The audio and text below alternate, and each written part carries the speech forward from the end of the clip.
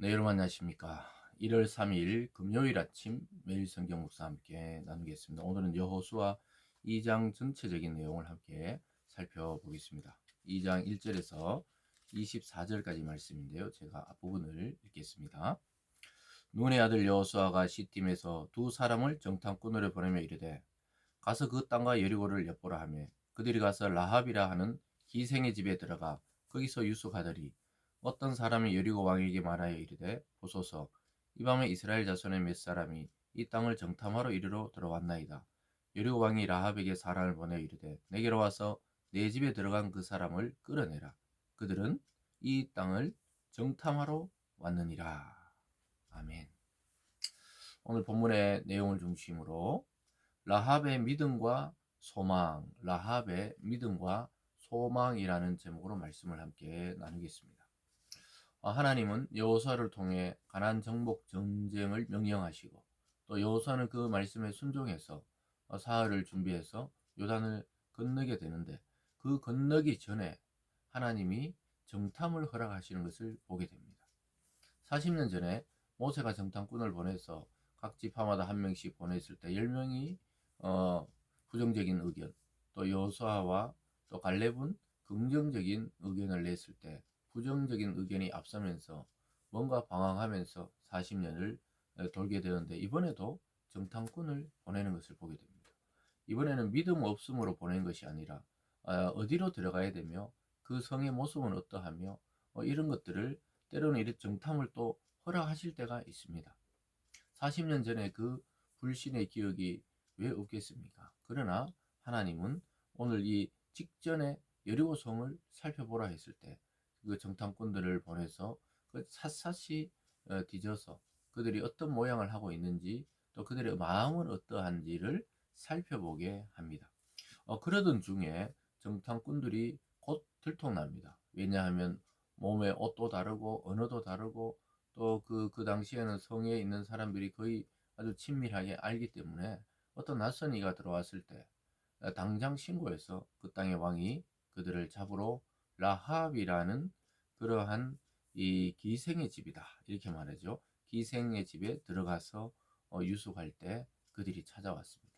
근데 놀랍게도 이 기생 라합은 이미 하나님의 소문을 듣고 하나님을 믿던 여자였다는 사실을 알게 됩니다. 그래서 이스라엘 백성들도 나중에 깜짝 놀라죠. 자기 민족이 아닌 이방인 여인이 하나님을 진실로 자기들처럼 믿고 있다는 사실을 깨닫게 됩니다. 결국 이것은 우리가 믿음의 그 편협한 시각을 버려야 한다는 것을 보여주고 있고 또한 아직 우리 앞에 놓여 있는 불신자들 중에 또 우리와 가까운 불신자들 중에 하나님이 택한 자가 숨어 있다는 사실입니다. 그들에게 복음을 전했을 때 마치 기다렸다는 듯이 복음을 받아들이고 또 교회로 오는 분들을 종종 만나게 되는 것이죠.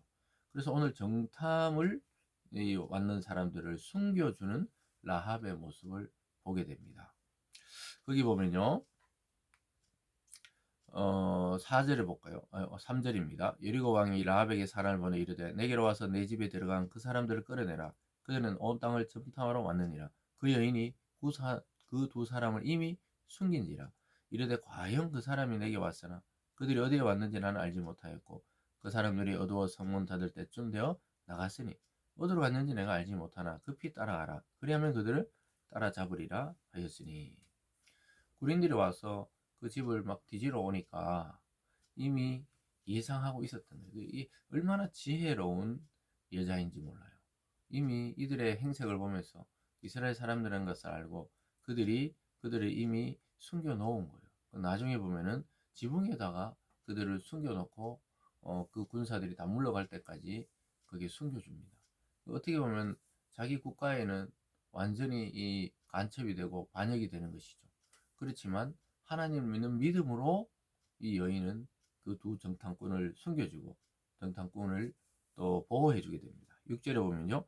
그가 이미 그들을 이끌고 지붕에 올라가 그 지붕에 버려놓은 3대에 숨겼더라. 그 사람들은 요단나루부터 그들을 쫓아갔고 그들을 뒤쫓는 자들이 나가자 곧 성문을 닫았더라. 그래 딱 아주 얼굴색 하나 안 변하고 그들을 찾으러 왔다. 분명히 들어간 거 봤다니까 맞다 그래요. 처음부터 그냥 아예 아닙니다 소리를 안 하고 맞습니다.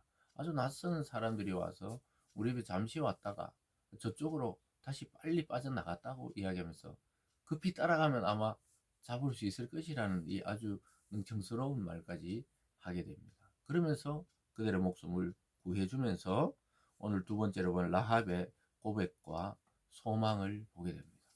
이미 하나님의 역사를 멀리서부터 소문으로 듣고 우리 성도 곧 멸망하겠구나 이걸 알았다는 거예요. 그러면서 보면요 9절 끝에 보면요 이 땅 주민들이 너희 앞에 간담이 녹나니 이렇게 되어 있습니다.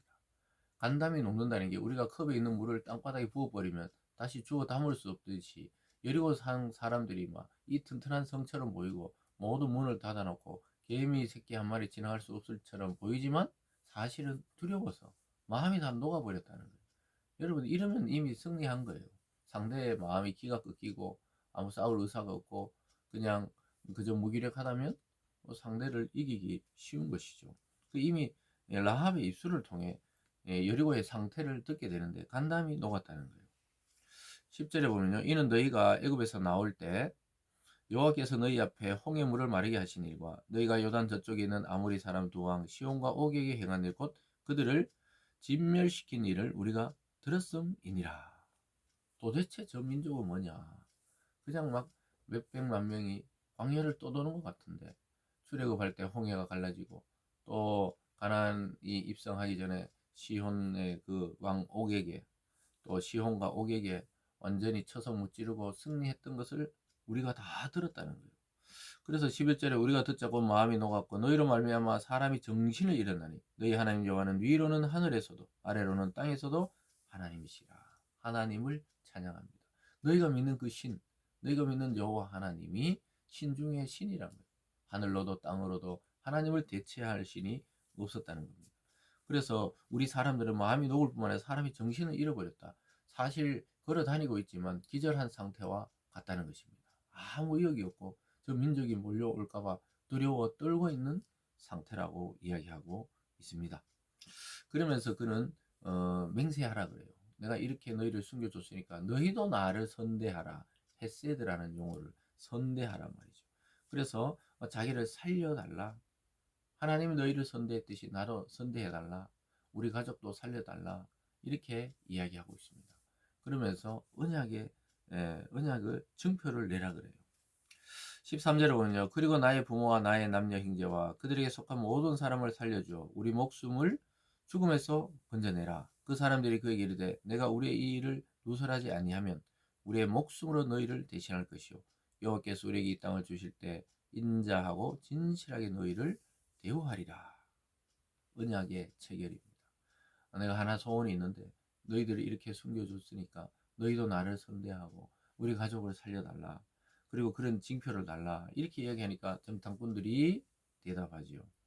이 일을 네가 비밀을 누설하지 않는다면 왕의 고발에서 또 이런 일이 있었다 그러고 우리가 잡혀간다든가 죽게 된다든가 아니면 요단을 건너 보고하러 가지 못하게 될 경우에 외에는 우리 목숨을 걸고 너를 대신할 것이다.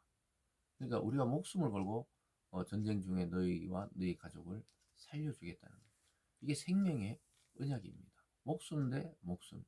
바로 그리스도가 우리에게 하신 언약이 바로 목숨 대 목숨.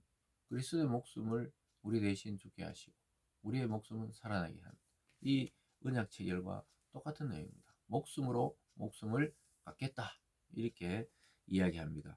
그리고 며칠 있다가 그들을 탈출시킵니다. 거기 보면요. 15절에 라합이 그들을 창문에서 줄로 달아내리니 그의 집이 성벽 위에 있으므로 그가 성벽 위에 거주하였습니다. 라합이 그들이 이르되 두렵건대 뒤쫓는 사람들이 너희와 마주칠까 하노니 너희는 산으로 가서 거기서 사흘 동안 숨어 있다가 뒤쫓는 자들이 돌아간 후에 너희 길을 갈지니라. 참 이 라합이라는 여자가 성경에서 뭐 기생이다 이렇게 표현하지만 사실 여관집 주인처럼 뭐 이런 역할을 했으면서 거기서 오는 모든 정보들을 많이 듣고 있던 여자입니다. 그러면서 바로 넘어가면은 또 너희들 들킬 확률이 있다. 지금 아직 눈에 불을 켜고 병사들이 지키고 있으니까 산에 올라가서 한 사흘쯤 숨어 있다가 뒤쫓는 자들이 분명히 이제 그때쯤 되면 놓쳤다고 포기할 거라는 거예요. 그때 돌아가라. 이렇게 말하고 있습니다.